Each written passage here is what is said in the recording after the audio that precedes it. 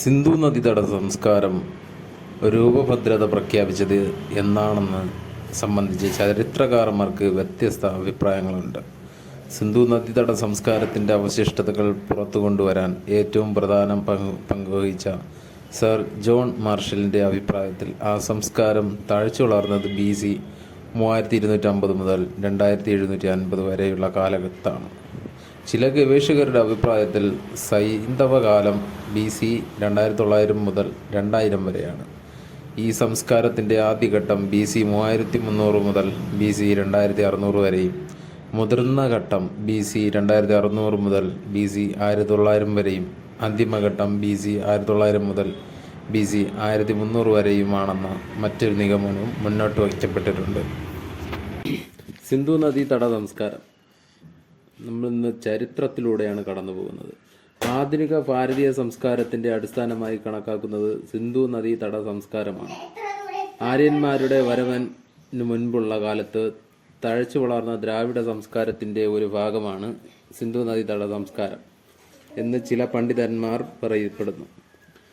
സിന്ധു നദീതട സംസ്കാരത്തിൻ്റെ അവശിഷ്ടങ്ങൾ ആദ്യം കണ്ടെത്തിയത് ഹാരപ്പയിലായതിനാലാണ് സിന്ധു നദീതട സംസ്കാരത്തെ ഹാരപ്പൻ സംസ്കാരം എന്നും പറയപ്പെടുന്നത്. ദക്ഷിണേന്ത്യയിലെ ആദ്യത്തെ നഗരവൽകൃത സംസ്കാരമാണിത്. താമ്രശില സംസ്കാരം. സിന്ധു നദീതട സംസ്കാരം എന്ന വാക്ക് ആദ്യമായി ഉപയോഗിച്ചത് ജോൺ മാർഷലാണ്. 1921 സിന്ധു നദീതട സംസ്കാരം കണ്ടെത്തിയത്. ഇന്ത്യ എന്ന വാക്ക് ആദ്യമായി ഉപയോഗിച്ചത് ഗ്രീക്കുകാരാണ്. പേർഷ്യരാണ് ഇന്ത്യയെ ആദ്യമായി ഹിന്ദ് എന്ന് വിളിച്ചത്. സിന്ധു നദീതട സംസ്കാരത്തെ സുമേറിയൻ ജനത വിളിച്ചിരുന്ന പേരാണ് മെലൂഹ സംസ്കാരം. സിന്ധു നദീതട നിവാസികൾ ചെമ്പ് ഉപയോഗിച്ചുണ്ടാക്കിയ ആയുധങ്ങളും ഗ്രഹോപകരണങ്ങളും ധാരാളമായി ഉപയോഗിച്ചിരുന്നവരായിരുന്നു. ആയതിനാൽ ഈ സംസ്കാരം താമ്രശിലാ സംസ്കാരം അല്ലെങ്കിൽ ചാൽക്കൊലിത്തിക് സിവിലൈസേഷൻ എന്നറിയപ്പെടുന്നു. പടിഞ്ഞാറ് ബലൂചിസ്ഥാനിലെ സുസ്കദഡോർ പാകിസ്ഥാൻ മുതൽ കിഴക്ക് ആലങ്കിപ്പൂർ ഉത്തർപ്രദേശ് വരെയും വടക്ക് റോപ്പർ പഞ്ചാബ് മുതൽ ഫഗത്രാവ് ഗുജറാത്ത് വരെയും സൈന്ധവ സംസ്കാര കേന്ദ്രങ്ങൾ വ്യാപിച്ചിട്ടുണ്ട്. അടുത്ത കാലത്ത് നടന്നിട്ടുള്ള ഗവേഷണങ്ങൾ ഈ അതിർത്തിയെ വടക്കോട്ട് മംഡ വരെയും തെക്കോട്ട് മൈദാബാദ് മഹാരാഷ്ട്ര വരെയും വ്യാപിച്ചിട്ടുണ്ട്. സംസ്കാര കേന്ദ്രങ്ങളും കണ്ടെത്തലിന് നേതൃത്വം നൽകിയവരും Harappa, DR Sahni, Mohenjodaro, RD Banerji, Dholavira, Jagatpati Joshi, Chanhudaro, NG Majumdar, Surkotada, Jagatpati Joshi, Lothal, SR Rao, Ropar, YD Sharma, Kotdiji, FA Khan, Amri, NG Majumdar, Sutkagendor, Stein, Banawali, RS Bisht, Alamgirpur, YD Sharma, Rangpur, MS Vats. Sindhu നദീതട സംസ്കാരം. പ്രധാന സൈന്ധവ സാംസ്കാര കേന്ദ്രങ്ങൾ. ഹാരപ്പ. പര്യവേക്ഷകനും ഈസ്റ്റ് ഇന്ത്യ കമ്പനിയിൽ സൈനികനുമായ ചാൾസ് മേസൺ ആണ് ഹാരപ്പയുടെ അവശിഷ്ടങ്ങൾ ആദ്യമായി കണ്ടെത്തിയത്. അക്കാലത്ത് അത് സിന്ധു നാഗരികതയുടെ ഭാഗമാണെന്ന് തിരിച്ചറിയപ്പെട്ടിട്ടില്ലായിരുന്നു. സൈന്ധവ സംസ്കാരത്തിൻ്റെ അവശിഷ്ടങ്ങൾ ആരും കണ്ടെത്തിയത് 1921 ഹാരപ്പയിലാണ്. രവി നദിയുടെ തീരത്തുള്ള ഹാരപ്പയിലെ ഉത്ഖനനത്തിന് നേതൃത്വം നൽകിയത് ദയാറാം സാഹ്നിയാണ്. ഋഗ്വേദത്തിൽ ഹരിയുഗപ്രിയ എന്ന് പരാമർശിച്ചിരുന്ന സ്ഥലം ഹാരപ്പയാണെന്നാണ് ചരിത്രകാരന്മാരുടെ നിഗമനം. 1921 ഹാരപ്പ കണ്ടെത്തിയത് ബ്രിട്ടീഷ് ഇന്ത്യയുടെ പഞ്ചാബ് പ്രവിശ്യയിലെ മോൺഗോമറി ജില്ലയിലായിരുന്നു. ഇപ്പോൾ പാകിസ്ഥാനിലെ പഞ്ചാബ് പ്രവിശ്യയിലെ സഹിവാൾ ജില്ലയിലാണ് ഹാരപ്പ. ഏറ്റവും കൂടുതൽ ഗോതമ്പ് ധാന്യമണികൾ കണ്ടെത്തിയ സ്ഥലമാണ് ഹാരപ്പ. 200 അടി നീളവും 150 അടി വീതിയുമുള്ള വലിയ പത്തായപ്പുര കണ്ടെത്തിയതും ഇവിടെയാണ്. 6 പത്തായപ്പുരയുടെ 2 വരി കണ്ടെത്തിയ സ്ഥലമാണ് ഹാരപ്പ. മേൽമൂടിയുള്ള ചെമ്പു രഥം ലഭിച്ചതും ചുവന്ന മണ്ണക്കല്ലിൽ നിർമ്മിച്ച നഗ്നമായ പുരുഷ ശരീരത്തിൻ്റെ പ്രതിമ കണ്ടെത്തിയതും ഹാരപ്പയിൽ നിന്നാണ്. മോഹൻജദാരോ സൈന്ധവ സംസ്കാരത്തിൻ്റെ ഭാഗമായ പ്രദേശങ്ങളിൽ ഉത്ഖനനം നടന്ന രണ്ടാമത്തെ സ്ഥലമാണ് മോഹൻജദാരോ. മരിച്ചവരുടെ കുന്ന്, മൗണ്ട് ഓഫ് ദ ഡെഡ് എന്നാണ് മോഹൻജദാരോ അറിയപ്പെടുന്നത്. മോഹൻജദാരോ എന്ന വാക്കിന് സിന്ധി ഭാഷയിലെ അർത്ഥം സ്വാതന്ത്ര്യത്തിന് മുമ്പ് കണ്ടെത്തിയ ഏറ്റവും വിസ്തീർണം കൂടിയ സൈന്ധവ സംസ്കാര കേന്ദ്രമാണിത്. പാകിസ്ഥാനിലെ സിന്ധ് പ്രവിശ്യയിലെ ലാർഖാന ജില്ലയിലാണ് ഈ സ്ഥലം. ഉത്ഖനനത്തിന് നേതൃത്വം നൽകിയത് R.D. ബാനർജിയാണ്. R.D. 1922 പാകിസ്ഥാനിലെ ഈ മോഹൻജദാരോ ഉത്ഖനനത്തിന് നേതൃത്വം നൽകിയത് ആര്? R.D. ബാനർജി. മോഹൻജദാരോയിലെ ഏറ്റവും പ്രശസ്തമായ നിർമ്മിതി മഹാസ്നാനഘട്ടം, ഗ്രേറ്റ് ബാത്ത് ആണ്. പശുപതി മഹാദേവന്റെ മുദ്ര, മെസോപ്പൊട്ടോമിയയിലെ 3 സിലിണ്ടറാകൃതിയിലുള്ള മുദ്ര, മൾട്ടിപില്ലർ അസംബ്ലി ഹാൾ, നർത്തകിയുടെ പ്രതിമ, പ്രീസ്റ്റ് കിങ് പ്രതിമ എന്നിവ കണ്ടെത്തിയത് മോഹൻജദാരോയിൽ നിന്നാണ്. മോഹൻജദാരോയിലെ നീന്തൽക്കുളത്തിന് 39 അടി നീളവും 23 അടി വീതിയും 8 അടി താഴ്ചയും ഉണ്ടായിരുന്നു. മോഹൻജദാരോയിൽ കുഴിച്ചെടുക്കുന്നതിൽ ഏറ്റവും വലുത് 280 അടി നീളവും 78 അടി വീതിയുമുള്ള ഒരു വലിയ കെട്ടിടമാണ്. മോഹൻജദാരോയിലെ വലിയ കെട്ടിടം പത്തായപ്പുരയെയാണ് തിരിച്ചറിഞ്ഞത് സർ മോർട്ടിമർ വീലറാണ്. ലോകത്താദ്യമായി ഡ്രെയിനേജ് സംവിധാനം ആവിഷ്കരിച്ച നഗരമാണ് മോഹൻജദാരോ. യുദ്ധം നടന്നതിന് തെളിവായി കോണിപ്പടികളിൽ അസ്ഥികൂടങ്ങളുടെ കൂട്ടം കണ്ടെത്തിയ സ്ഥലമാണ് മോഹൻജദാരോ. മോഹൻജദാരോയെ യുനെസ്കോ വേൾഡ് ഹെറിറ്റേജ് സെൻ്ററുകളുടെ പട്ടികയിൽ ഉൾപ്പെടുത്തിയത് 1980 BC 26 ശതകത്തിൽ നിർമ്മിക്കപ്പെട്ട മോഹൻജദാരോ BC 19 ശതകത്തിൽ ഉപേക്ഷിക്കപ്പെട്ടു. ലോഥാൽ ഗുജറാത്തിൽ അഹമ്മദാബാദിൽ നിന്ന് 80 കിലോമീറ്റർ അകലെ കാംബെ ഉൾക്കടൽ തീരത്തുള്ള ലോഥലിലെ ഉത്ഖനന പ്രവർത്തനങ്ങൾ നയിച്ചത് SR റാവുത്തറാണ്. സാബർമതി നദിക്കും അതിൻ്റെ പോഷക നദിയായ ഫൊഗാവോക്കും ഇടയ്ക്കാണ് ലോത്തൽ സ്ഥിതി ചെയ്യുന്നത്. ഇന്ത്യയിലെ ആദ്യത്തെ തുറമുഖമായി കണക്കാക്കപ്പെടുന്നത് ലോത്തലാണ്. ഒരു ഡോക്ക് യാർഡ് ഇവിടെ കണ്ടെത്തിയിട്ടുണ്ട്. ആണിനെയും പെണ്ണിനെയും ഒരുമിച്ച് അടക്കം ചെയ്യുന്നതിന് തെളിവ് ലഭിച്ച സ്ഥലമാണ് ലോത്തൽ. ഉമിയുടെ അവശിഷ്ടങ്ങൾ, ആനക്കൊമ്പിൽ നിർമ്മിച്ച തോത് എന്നിവ ഇവിടെ കണ്ടെത്തി. മെസോപ്പൊട്ടോമിയയുമായി പരുത്തി വ്യാപാരം നടത്തിയതിന് തെളിവ് ലഭിച്ച സ്ഥലമാണ് ലോത്തൽ. 1954 ലോത്തൽ കണ്ടെത്തിയത് 1954. 1955 മുതൽ 1960 വരെ ഉത്ഖനനം നടന്നു. ലോത്തൽ എന്ന ഗുജറാത്തി വാക്കിൻ്റെ അർത്ഥം മൗണ്ട് ഓഫ് ദ ഡെഡ് എന്നാണ്. ഇതേ അർത്ഥം തന്നെയാണ് മോഹൻജദാരോയ്ക്കും. ധോളവീര ഗുജറാത്തിലെ കച്ച് ജില്ലയിൽ കാതിർ ദ്വീപിലാണ് ധോളവീര. ജഗത്പതി ജോഷിലാണ് കണ്ടെത്തിയത്. ഇന്ത്യയിലെ ഏറ്റവും വലിയ ഹാരപ്പൻ സെന്റിമെന്റുകളിലൊന്നായ ധോളവീരയിൽ ജലസംഭരണിയുടെ അവശിഷ്ടങ്ങൾ കണ്ടെത്തിയിട്ടുണ്ട്. കാലിബംഗർ രാജസ്ഥാനിലെ എഗ്ഗർ നദിയുടെ തെക്കൻ തീരത്ത് സ്ഥിതി ചെയ്യുന്ന കാലിബംഗൻ കണ്ടെത്തിയത് ഇറ്റലിക്കാരനായ ഇൻഡോളജിസ്റ്റ് ലൂയിജി പിയോ ടെസിസ്റ്റോയി ആണ്. 1935 കണ്ടെത്തിയത്. ഹാരപ്പൻ സംസ്കാരത്തിൻ്റെ ഭാഗമാണ് കാലിബംഗൻ എന്ന് തിരിച്ചറിഞ്ഞത് അമലാനന്ദ ഘോഷാണ്. കറുത്ത വളകൾ എന്നാണ് കാലിബംഗൻ എന്ന വാക്കിൻ്റെ അർത്ഥം. ഉഴുതുമറിച്ച നിലം ഇവിടെ കണ്ടെത്തി. ലോകത്തിലെ ആദ്യത്തെ ഉഴുതുമറിച്ച വയലുകൾ കാലിബംഗനിലാണെന്ന് കണ്ടെത്തി. ചെമ്പ് സാങ്കേതികവിദ്യ സംബന്ധിച്ച് തെളിവുകളും ഇവിടെ നിന്ന് കിട്ടിയിട്ടുണ്ട്. തടി കൊണ്ടുള്ള കലപ്പ, ഒട്ടകത്തിൻ്റെ അസ്ഥി ബലി നടത്തിയിരുന്നുവെന്ന് തെളിവായി അഗ്നിബലിപീഠം, എല്ലാ വീടുകൾക്കുമൊപ്പം കിണർ എന്നിവ കണ്ടെത്തി. സൈന്ധവ സംസ്കാരത്തിൻ്റെ 3ാം തലസ്ഥാനമെന്ന് വിശേഷിക്കപ്പെട്ടത് കാലിബംഗനാണ്. ഹാരപ്പയെ ആദ്യ തലസ്ഥാനമായും മോഹൻജദാരോയെ 2ാം തലസ്ഥാനമായും പരിഗണിക്കുന്നു. ഇവയ്ക്ക് സൈന്ധവ നാഗരികതയുടെ ഇരട്ട തലസ്ഥാനമെന്ന വിശേഷണവും ചാർത്തപ്പെട്ടിട്ടുണ്ട്. മനുഷ്യനാദ്യമായി മെരുക്കി വളർത്തിയ മൃഗമാണ് നായ. സൈന്ധവ ജനതയ്ക്ക് അജ്ഞാതമായിരുന്ന മൃഗമാണ് കുതിര. ഭാരം ചുമക്കാൻ സൈന്ധവ ജനതകൾ ഉപയോഗിച്ചിരുന്ന മൃഗമാണ് കാള. ആരാധിക്കപ്പെട്ടിരുന്ന ഇഴജന്തു പാമ്പ്. ഹാരപ്പൻ മുദ്രകളിൽ ഏറ്റവും കൂടുതൽ ഉപയോഗിച്ചിരുന്ന രൂപം കാളയാണ്. മറ്റു പ്രധാന സൈന്ധവ സംസ്കാര കേന്ദ്രങ്ങൾ. പഞ്ചാബിൽ സത്ലജ് നദിയുടെ തീരത്തുള്ള റോപ്പറിൽ ഉത്ഖനനം നടത്തിയത് വൈഡി ശർമ്മയാണ്. ഇന്ത്യ സ്വതന്ത്രമായ ശേഷം ആദ്യം കണ്ടെത്തിയ ഹാരപ്പൻ നഗരമായ ഇവിടെ നിന്ന് മനുഷ്യനൊപ്പം നായ്ക്കളെയും അടക്കം ചെയ്തതായി തെളിവ് ലഭിച്ചിട്ടുണ്ട്. ഹരിയാനയിലെ ഫത്തേബാദ് ജില്ലയിൽ ഖഖർ നദിയുടെ തീരത്തിലാണ് ബനവാലി. RS ബിഷ്താണ് 1973 ഇവിടെ ഉത്ഖനനത്തിന് നേതൃത്വം നൽകിയത്. കോട്ട കൊണ്ട് സംരക്ഷിതമായ റേഡിയൽ സ്ട്രീറ്റ്, ഡിറ്റർജന്റ് ഉപയോഗം സംബന്ധിച്ച ആദ്യത്തെ തെളിവ് എന്നിവ ഇവിടുത്തെ പ്രത്യേകത. ഗുജറാത്തിലെ ഖഡിയവാഡ് പ്രദേശത്താണ് രഖ്പൂർ. സൗരാഷ്ട്ര ഉപദ്വീപിൽ ദാദർ നദിയുടെ വടക്ക് തീരത്താണ് രോദ്ജി.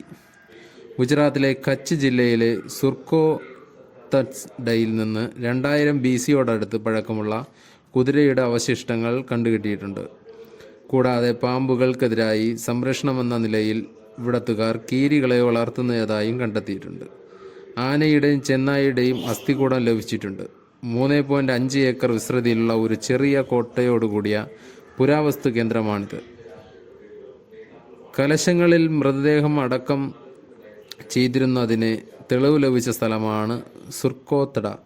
ഇവിടെ ഉത്ഖനനം നടത്തിയത് ജഗ്പതി ജോഷിയാണ്. ഇതുവരെ കണ്ടെത്തിയതിൽ വച്ച് ഏറ്റവും പഴക്കമുള്ളതായി കണക്കാക്കപ്പെടുന്ന സൈന്ധവ സംസ്കാര കേന്ദ്രമാണ് ഹരിയാനയിലെ ഭിരാന. ഇതുവരെ കണ്ടെത്തിയതിൽ ഏറ്റവും വലിയ സൈന്ധവ സംസ്കാര കേന്ദ്രമാണ് ഹരിയാനയിലെ ഹിസാർ ജില്ലയിലെ ഖഖർ ഖഖ്ര നദീതടത്തിൽ നിന്ന് 27 കിലോമീറ്റർ അകലെയുള്ള രാഖിഗഡി. നായയെ മെരുക്കി വളർത്തിയിരുന്നതിന് തെളിവ് ലഭിച്ച സ്ഥലമാണ്. കൃത്യമായ നീരൊഴുക്കു സംവിധാനവും ചുട്ട ഇഷ്ടിക കൊണ്ട് നിർമ്മിച്ച ഭവനങ്ങളും ഇവിടെ നിന്ന് കണ്ടെത്തിയിട്ടുണ്ട്. ഹാരപ്പൻ ജനതയ്ക്ക് മുൻപ് ഉപയോഗിച്ചിട്ടുണ്ടായിരുന്ന മഞ്ഞ ചാരനിറത്തിലുള്ള കലം ലഭിച്ച സ്ഥലമാണ് ഗുജറാത്തിലെ രംഗ്പൂർ. ഉപകരണങ്ങളും ഫർണിച്ചറുകളും നിർമ്മിക്കാൻ അക്കേഷ്യ ഉപയോഗിച്ചിരുന്നതായി കണ്ടെത്തിയിട്ടുണ്ട്. MS വാട്സ് 1935 രംഗപൂരിൽ ഉത്ഖനനം നടത്തിയത്. ഉത്തർപ്രദേശിൽ യമുന പോഷക നദിയായ ഹിൻഡോനിലെ തീരത്താണ് പരശുറാം കാ ഖേര എന്നും അറിയപ്പെടുന്ന അലിംഗ്പൂർ 1959 YD ശർമ്മയാണ് കണ്ടെത്തിയത്. പാകിസ്ഥാനിലെ സിന്ധ് പ്രവിശ്യയിൽ സിന്ധു നദിയുടെ തീരത്തുള്ള ചർഹുദാരോയിൽ ആദ്യ ഉത്ഖനനത്തിന് നേതൃത്വം നൽകിയത് MG മംജുദാറാണ്. പരുത്തി ഉൽപ്പന്നങ്ങളുടെ വ്യാപ്തീകരണം, സിന്ധു നദീതീര സംസ്കാരത്തിൻ്റെ ലങ്കാഷെയർ എന്നിവ വിശേഷിക്കപ്പെടുന്ന സ്ഥലമാണിത്. ചെമ്പ് കൊണ്ടുള്ള ഉപകരണങ്ങൾ ഏറ്റവും കൂടുതൽ കണ്ടെത്തിയ ചൻഹുദാര കോട്ട ഇല്ലാത്ത സൈന്ധവ സംസ്കാര കേന്ദ്രം എന്ന പ്രത്യേകതയുണ്ട്. പാകിസ്ഥാനിലെ ബലൂചിസ്ഥാൻ പ്രവിശ്യയിൽ ദഷ്ട് തീരത്ത് നിന്നാണ് സുത്കാജഡോർ ഉത്ഖനനത്തിന് സർ ആരുണൽ സ്റ്റെയിൻ നേതൃത്വം നൽകിയത്. ഈ സ്ഥലം ബാബിലോണിനും ഹാരപ്പയ്ക്കുമിടയിലുള്ള വ്യാപാര കേന്ദ്രമായിരുന്നുവെന്ന് കരുതപ്പെടുന്നു. കോട്ട് ദിജി, കുള്ളി എന്നിവയും പാകിസ്ഥാനിലാണ്. കല്ലുകൊണ്ടുള്ള ഉപകരണങ്ങൾ ഏറ്റവും കൂടുതൽ കണ്ടെത്തിയ സ്ഥലമാണ് സിന്ധു നദിയുടെ ഇടത് തീരത്തുള്ള കോട്ട് ദിജി. FA ഖാനാണ് ഉത്ഖനനം നടത്തിയത്. ചൂടാത്ത മണ്ണിഷ്ടികയും കല്ലുകളും കൊണ്ടാണ് ഇവിടെ കെട്ടിടങ്ങൾ നിർമ്മിച്ചിരുന്നത്. സിന്ധു നദീ തട സംസ്കാരത്തിൻ്റെ മുന്നോടിയായി കണക്കാക്കപ്പെടുന്ന സ്ഥലമാണ് കോട്ട് ദിജി. കാണ്ടാമൃഗത്തിൻ്റെ തെളിവ് ലഭിച്ച സ്ഥലമാണ് പാകിസ്ഥാനിലെ സിന്ധ് പ്രവിശ്യയിൽ സിന്ധു നദിയുടെ പടിഞ്ഞാറേ തീരത്തുള്ള ആംബ്രി. NG മംജുദാറാണ് 1935 ഇവിടെ ഉത്ഖനനം നടത്തിയത്. സിന്ധു നദീതട സംസ്കാര കേന്ദ്രങ്ങളും നദീതീരങ്ങളും.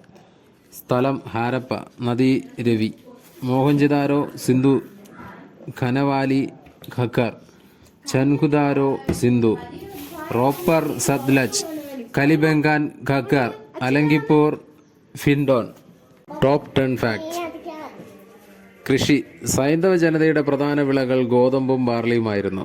നെൽകൃഷി സംബന്ധിച്ച തെളിവുകൾ ലോത്താൽ, രംഗ്പൂർ എന്നീ സ്ഥലങ്ങളിൽ നിന്ന് ലഭിച്ചിട്ടുണ്ട്.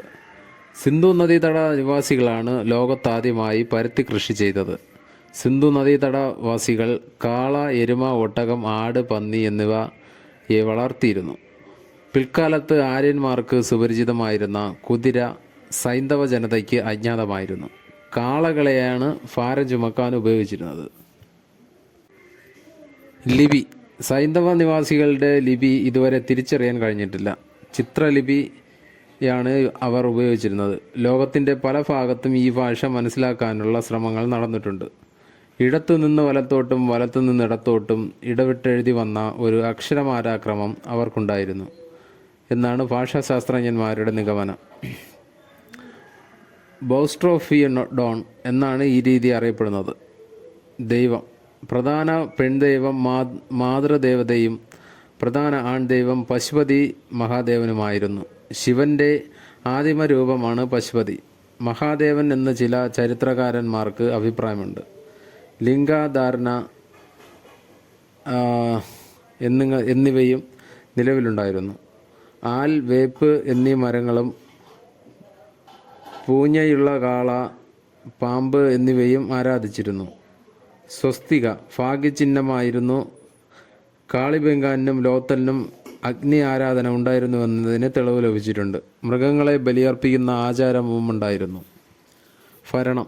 സൈന്ധവ കാലത്തെ ഭരണ സംവിധാനം എങ്ങനെയായിരുന്നു എന്നതിനെക്കുറിച്ച് ഗവേഷകർക്ക് ഏകാഭിപ്രായമില്ല. നഗരാസൂത്രണം ഉണ്ടായിരുന്നതിനാൽ ഒരു കേന്ദ്രീകൃത ഭരണകൂട്ടം ഉണ്ടായിരുന്നുവെന്ന് അനുമാനിക്കപ്പെടുന്നു. വ്യാപാരികളാണ് ഭരണം നിയന്ത്രിച്ചിരുന്നതെന്ന് ഒരു നിഗമനമുണ്ട്. തിയോക്രാറ്റിക് ഭരണ സംവിധാനമാണുണ്ടായിരുന്നത് എന്ന് ഡോക്ടർ എം.എൽ. ഭാഷം അനുമാനിക്കുന്നു. അളവു തൂക്കങ്ങൾ. 16ഉം അതിൻ്റെ ഗുണിതങ്ങളുമാണ് അളവ് തൂക്കങ്ങൾക്ക് ഉപയോഗിച്ചിരുന്നത്.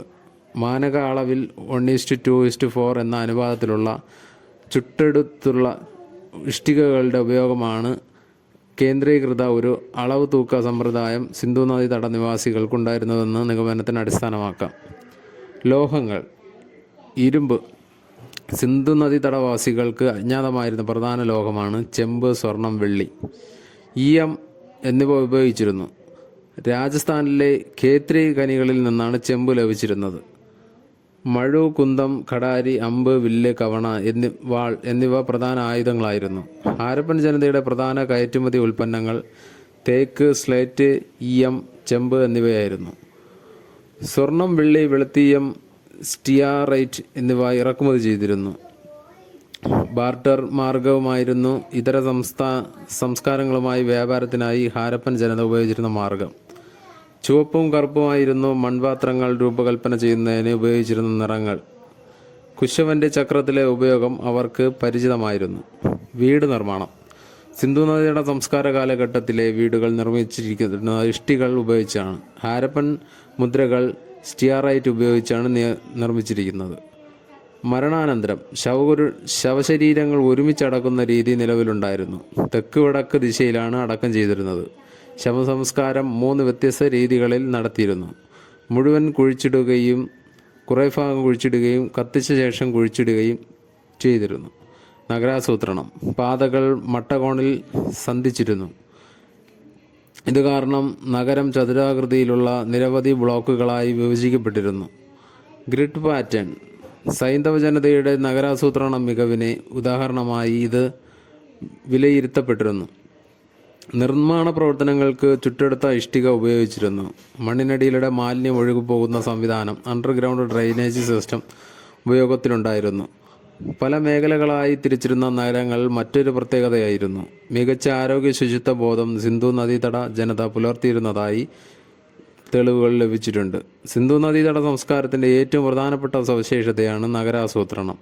നഗരത്തിൻ്റെ പടിഞ്ഞാറ് ഭാഗത്താണ് പൊതുകെട്ടിടങ്ങൾ നിർമ്മിക്കപ്പെട്ടിരുന്നത്. സാധാരണക്കാരുടെ വാസസ്ഥലങ്ങൾ കിഴക്കുഭാഗത്തായിരുന്നു. തകർച്ച.